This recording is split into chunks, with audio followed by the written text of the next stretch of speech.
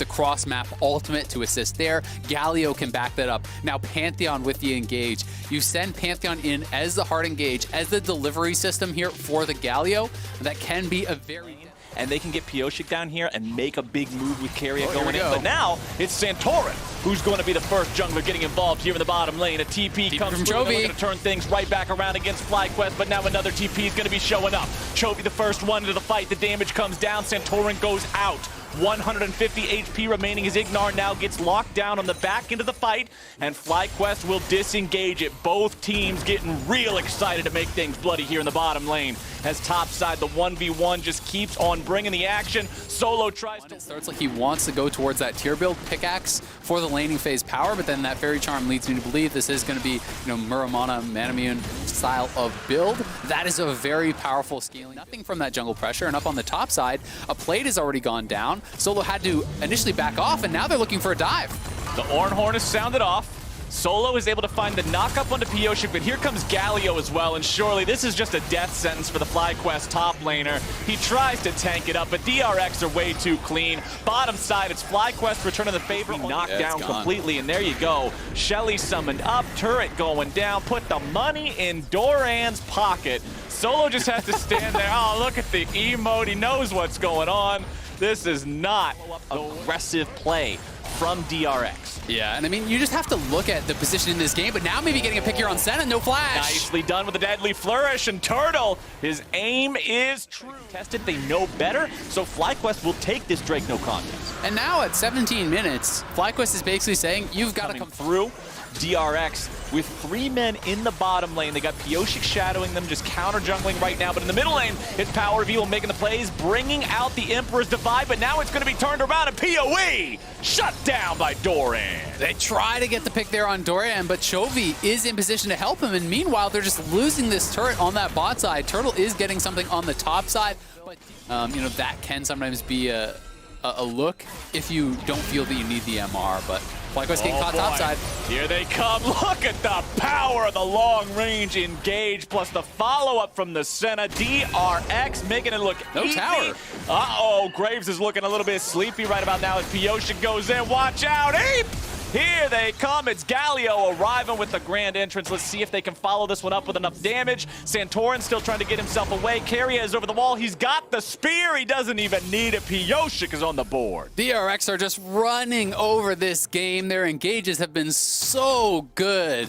The plays feel like they have such a high success rate from this team. They have constantly been punishing FlyQuest if they take one step too far in any of the lanes, and they have got so much playmaking. Doran with the TP to join up with the rest of the squad.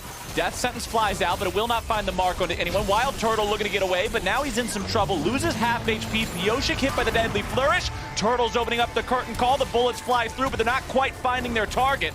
Chovy doing a good job blocking those up, channeling the taunt just to make sure nobody's able to collapse on him while he blocks those bullets, blocks those skill shots up. FlyQuest has lost significant amounts of HP. Pyosik still at about half, but DRX knows they've won this engagement well enough to take priority over the bottom side river and take that third Drake. Exactly. I think FlyQuest's pretty smart to just back it up after you don't get a kill on that initial play. And if you sound the horn and you didn't kill someone on the other team, it's pretty much time to leave. When you're this far behind in gold, that is really your only hope with that initial burst of CC to knock someone down and then try to fight onwards at a more equal state, right? If you try to walk forward into this squad, you will get kited back, you will get run down, and FlyQuest are really up against it here. I'll give them, maybe one more shot at this next team fight, and I think that's probably going to be their hope. Is one great engage around an objective, or DRX are just going to bleed you out of this game because the gold lead has continued to expand. FlyQuest are trying to make... There's no chance you can actually defend that tower now from that position, not even having the Ornn ultimate. So DRX are just expertly navigating this. They're playing it out so incredibly well. Pyosik in the pit all alone. The rest of the team has control. Look at the ward line, man. Look at the enemy jungle. Look at FlyQuest's red buff and how many wards are around. I mean, compare Ignar to the solo laners. It's level 8 on the Thresh. How are you even supposed to find anything incredibly difficult, being that outpaced? Even Santorin down 4 levels on Doran. Okay, here we go. Death Sentence comes out from Ignar. Carrier is the target, but he buys a ton of time with the shield. Turtle running away, TP coming through. FlyQuest falling back, and Solo continues chasing forward, looking for some sort of an opportunity on Chovy, who goes into the stasis and gets himself out. Deadly Flourish and Ornn ulti coming through, but they won't quite be able to find a kill.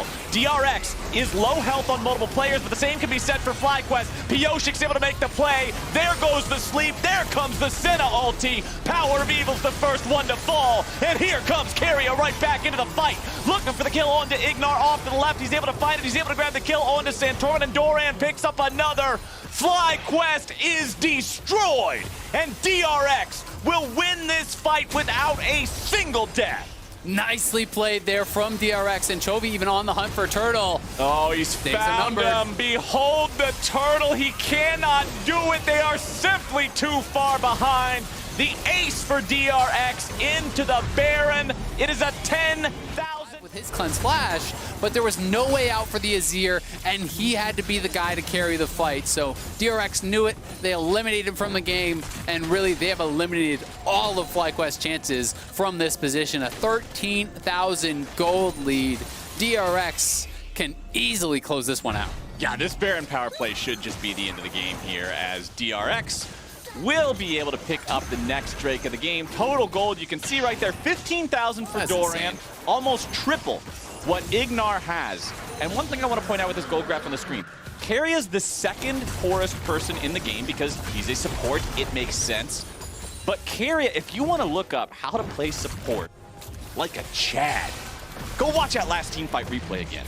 He jumps in there at the very end with his ulti, 1v2 into Santorin, who is a Graves, who you would think could just one-shot him, uses the E with the perfect timing to make sure he stays alive, and with 50 HP left, gets the auto attack on a Santorin to get the kill.